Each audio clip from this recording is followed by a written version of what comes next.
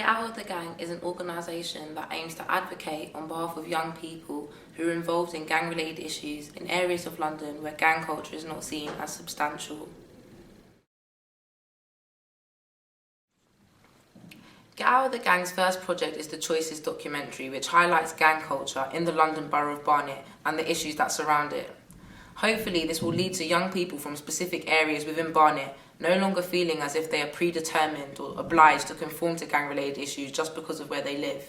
Also, we hope the documentary will encourage those with the power to influence the tackling of the issue to reconsider the approach that they are currently taking. My son, Kyan Prince, was killed in the borough of Barnet. There are a lot of gang-related issues within Barnet. I have friends who are in gangs. There's not even really gangs anymore. It used to be like that, but it's not really gangs, it's more like a family now. I think you can't get anywhere without being referred nowadays, sort of thing. If you're wearing something that doesn't appeal to certain people, it's seen as a hood rat or a gangster. I don't think Barnet has any community cohesion whatsoever. I don't feel like I'm part of the community properly. I feel Barnet is separated between there's like posh sides and more ghetto sides. It should affect Barnet and the borough as a whole more than it does, because it's one community. Young people have got the power to end this thing, squash this whole knife culture, make it dead. We need to make a change now before it changes us, to be honest. People in Barnet are affected by gang-related issues, but in my opinion, it just depends on where you're from, what area of the borough you're from. Barnet is a very diverse place. There are a number of very pretty areas. There's a number of very, well-to-do areas. I don't think it's necessarily a deprived place, but there are obviously places of deprivation. Barnet is definitely a very multicultural area. It's teeming with different communities and cultures, but these communities and cultures seem quite disparate in the way they behave with each other. They seem quite separate at times. In Barnet, there's a big divide, like with the richer areas and the poorer areas. Like example, the lower class in Barnet is more affected with gang-related issues. Places like Graham Park, Stonegrove, Broadfields, they're kind of like outcasts from the rest of, from places like Mill Hill, Hendon, and it's just, there's not like a link between, there's not a strong enough link between the two. In Barnet, a lot of people around here like to dress in tracksuits, whatever, and just because we like to dress in tracksuits and that, people from the other part of Barnet will just look at you in different ways. Say, oh, that's a bad kid just because he's wearing a hoodie. Or a lady on the street, she's quick to hold her bag when she sees me. She might think I rob her, innit? But she doesn't know the work that I do. I've got an organisation called Community Souls that empowers young people. So I go to deprived areas, community centres, schools, and I deliver self-development programmes. That's about it. I don't feel a part of the Barnet community as a whole, as that we're not all linked together, and I feel this may be a strong reason for why people join gangs. As a wealthy area, I don't feel a part of that community. For cohesion to exist, there needs to be an acknowledgement from the various parts of the community that there is a need for the cohesion. And if some parts of the community feel quite comfortable and happy within their section, then it becomes quite difficult. I think that if people don't feel part of the community, then they try and seek comfort in another group, for example a gang. I think boys living in areas like that where gang culture affects most, they're going to be more obliged to either join that kind of culture because it's the only thing that's closest to them, or be a victim of it. I understand why young people form gangs, because it's a way of belonging to something. Gang-related issues in the borough does affect a lot of young people. The element of peer pressure comes into effect.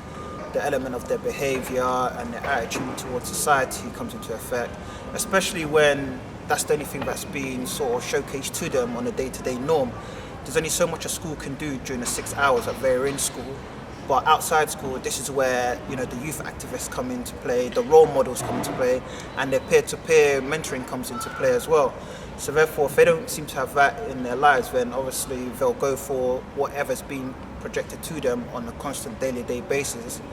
And it's sad to say that gang-related stuff may be their main cause.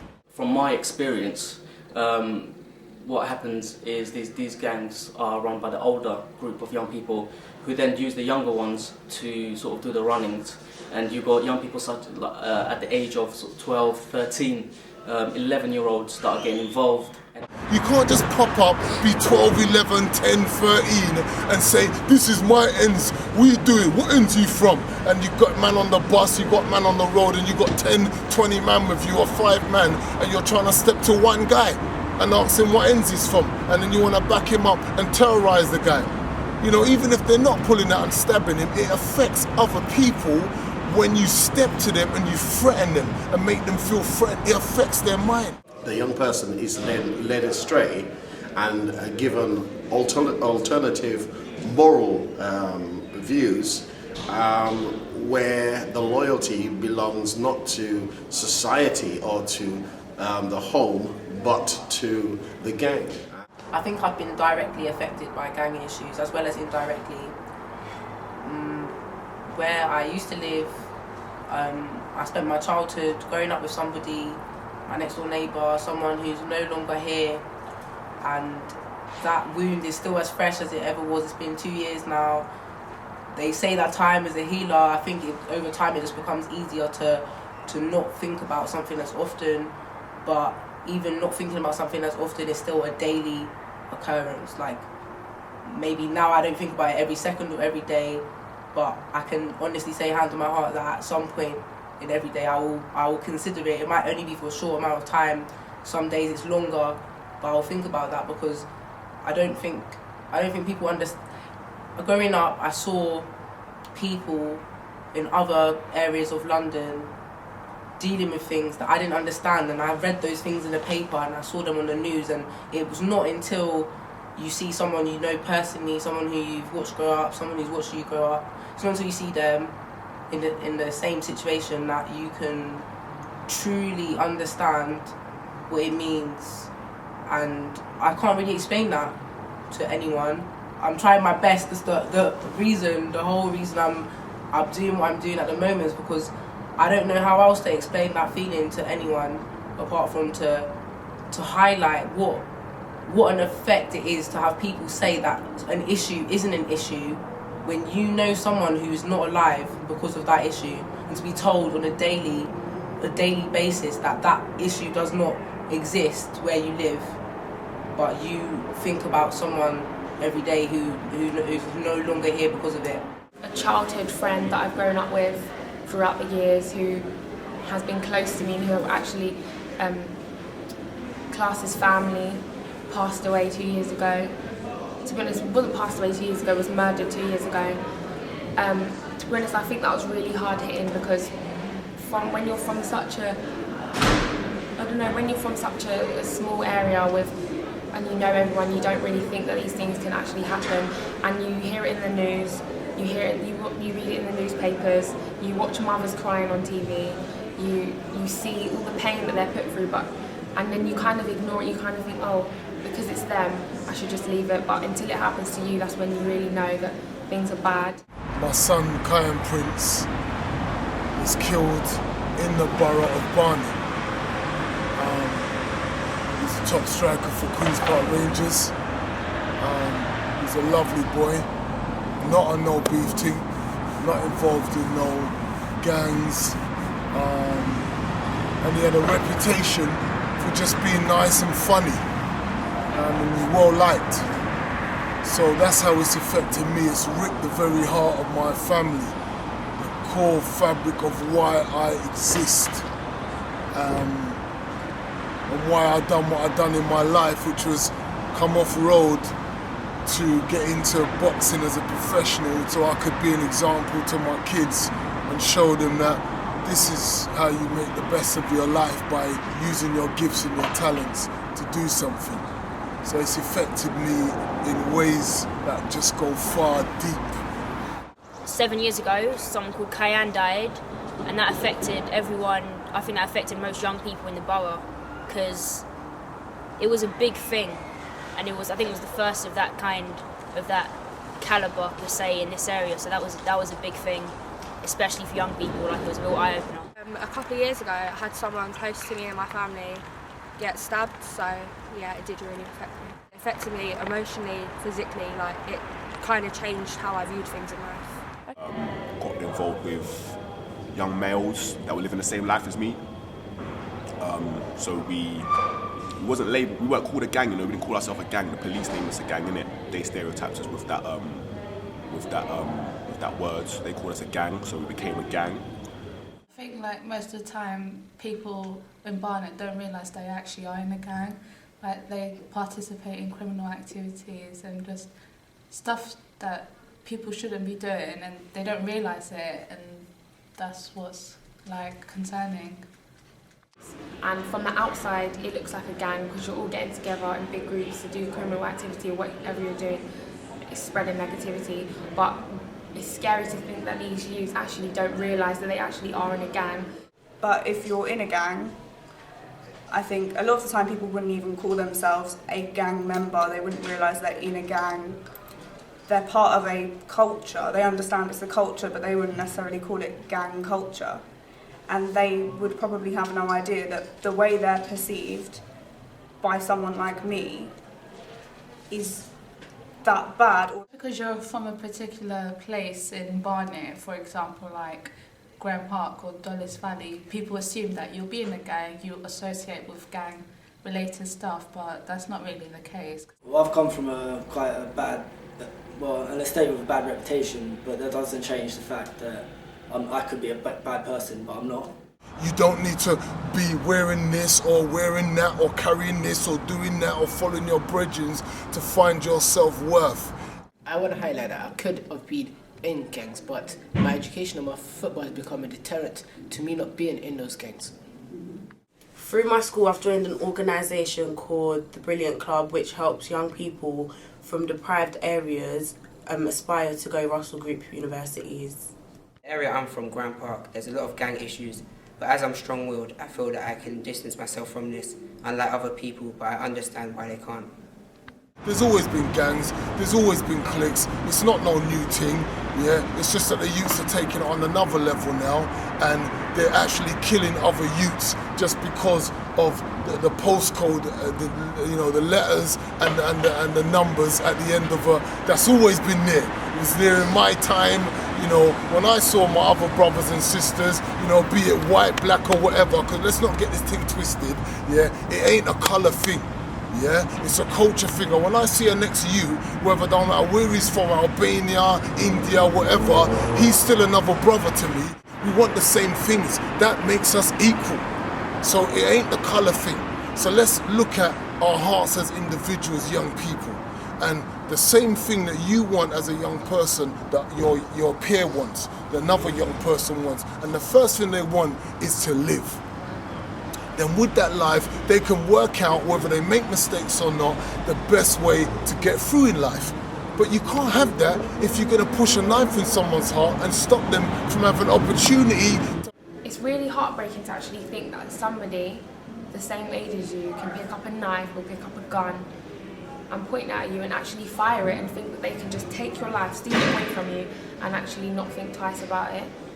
None of this goes away, but the youth's got to see this is what you have added to your community by calling it my ends, yeah? Your mum and dad pay council tax, so I don't know how it's your ends, yeah? I could have been involved with gang-related issues if I still followed the wrong crowd, but I distanced myself with going to dancing and an acting school and to get off the streets. I think that you need to go out there and actually research and look about how you can join in and participate in positive things that are actually happening in your community. As young people, my advice would be, listen, look at yourself. understand that even though you've got to fit in, even though you've got all these difficulties and you're just growing up, you know right from wrong. Everyone has a choice in life, as I chose to focus more on my education other than being gang-related stuff, because I want to do something with my life. When gang members see themselves as a real part of this community and recognise that it doesn't matter who they align themselves to, tomorrow they will still wake up, they will still walk past the neighbour, they will still walk past somebody that works in the shop at the bottom of the road, they will still have to interact with someone in a community centre for some purpose or another. When they start to recognise that this is an inescapable part of their lives, then they have to start recognising, I need to recognise what those people's needs are, as well as wanting them to recognise my own.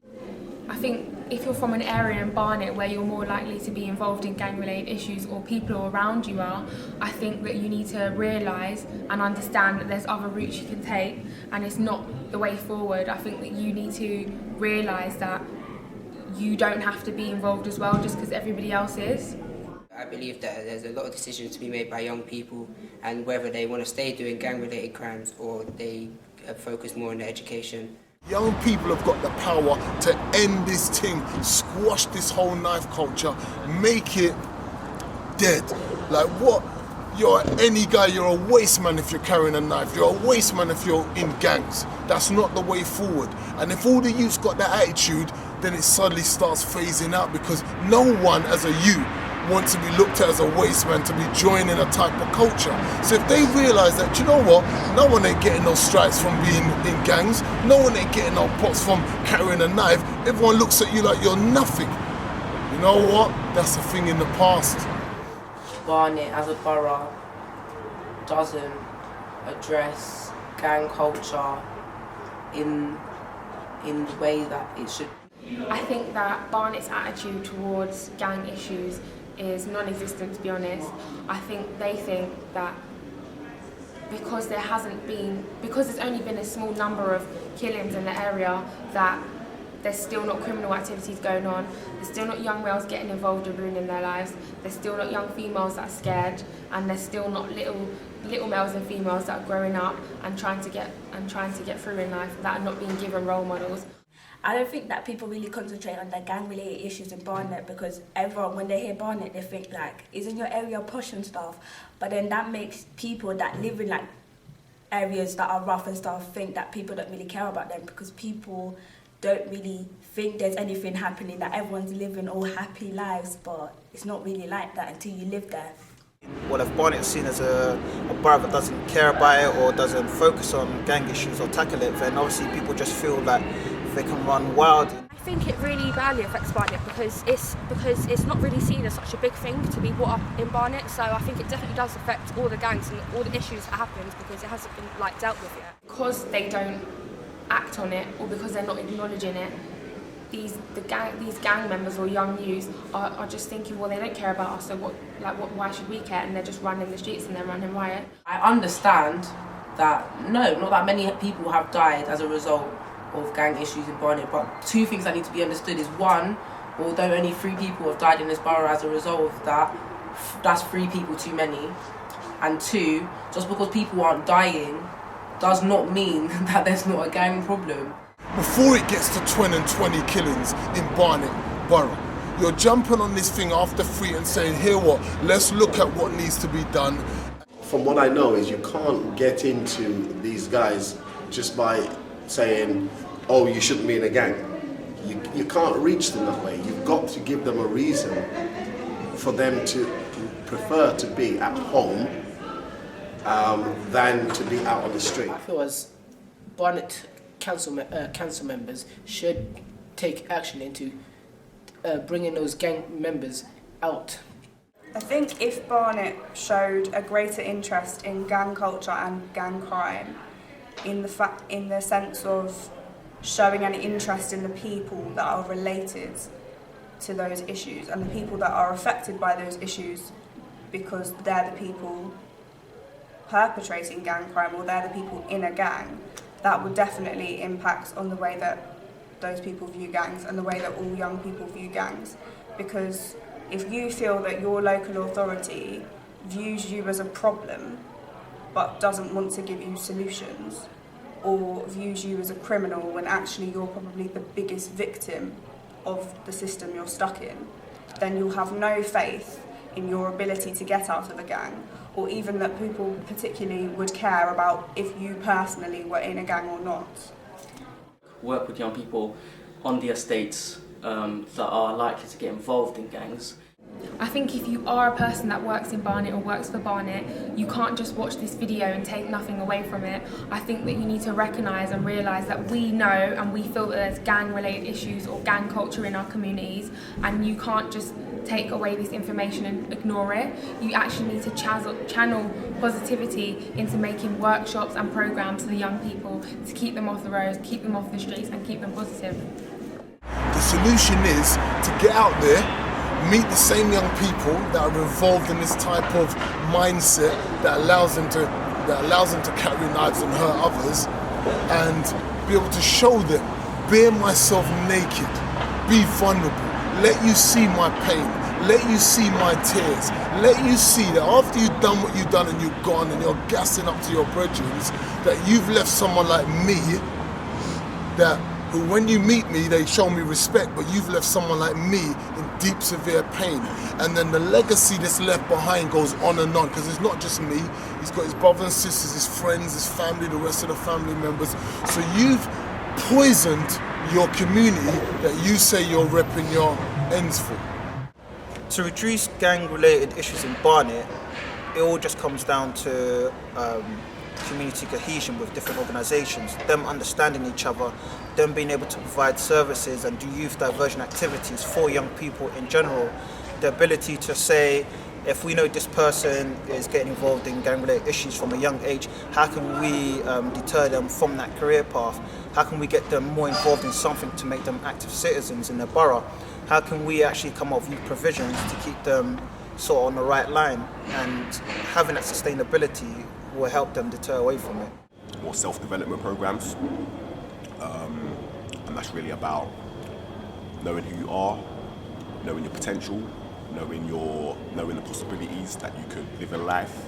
More sports and recreational facilities that aren't just like, I'm not just talking basketball courts set up in an estate and that's it. I'm talking real people delivering real projects, real services, more youth-led projects. Meeting these young people, and I'm teaching them how to aspire for great things, how to build their own self-esteem, because for me, for someone to do that, they must be hurting in certain areas, because hurting people hurt people.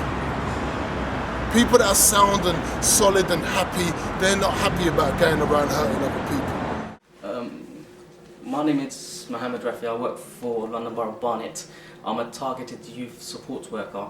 My role consists of working with young people mainly that have been referred to our service through the police, the youth offending team, social care services, schools, working on a more targeted base approach. I work with New Archery Project, but I mean that's only because I was referred, and I think you can't get anywhere without being referred nowadays, sort of thing.